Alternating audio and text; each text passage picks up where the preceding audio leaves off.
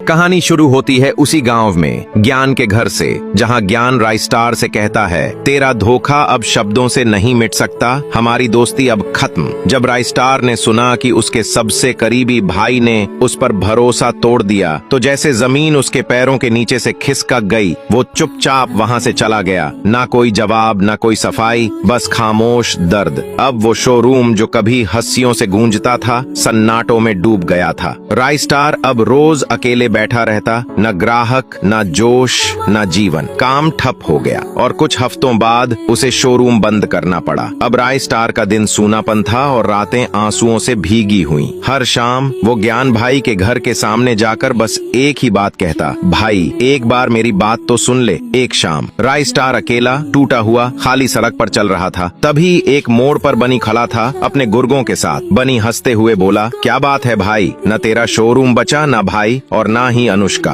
तू तो पूरा अकेला रह गया। राइस्टार कुछ नहीं बोला, वो बस गम में डूबा हुआ आगे बढ़ने ही वाला था कि बनी उसका रास्ता रोक कर बोला, चल अब तेरा ये अकेलापन मैं खत्म करता हूँ हमेशा के लिए। और अगले ही पल बनी ने एक ही वार में राइस्टार को छुरा मार दिया। राइस्टार वहीं गिर पड़ा। अगली सुबह रामपुर गांव की हवाएं भी शांत थीं, पर तभी एक खबर पूरे गांव में आग की तरह फैल गई। राइस्टार मारा गया। जब ये बात ज्ञान भाई ने सुनी तो जैसे उसके शरीर की सारी जान निकल गई। वो भागता हुआ उस जगह पहुंचा जहां राइस्टार की हत्या हुई थी। वो घुटनों पर गिर गया, आंखों से आंसू बह रहे थे। भाई तू हर दिन मेरे घर आता था, बोलता था एक बार सुन ले, पर मैंने एक बार नहीं सुना। अब कैसे सुनूं, अब तू ही नहीं है। ज्ञान भाई ने खुद अपने हाथों से राइस्टार का अंतिम संस्कार किया। शमशान में आग जल रही थी और साथ में जल रहा था ज्ञान का दिल। ज्ञान भाई अब मायूस रहने लगा और वह हर शाम उस जगह जाता जहां राइस्टार की चिता जलाई गई थी। वह एक दिया जलाता है और चुपचाप फूट फूट कर रोता है, माफ कर दे भाई, मैंने तेरा भरोसा तोड़ा।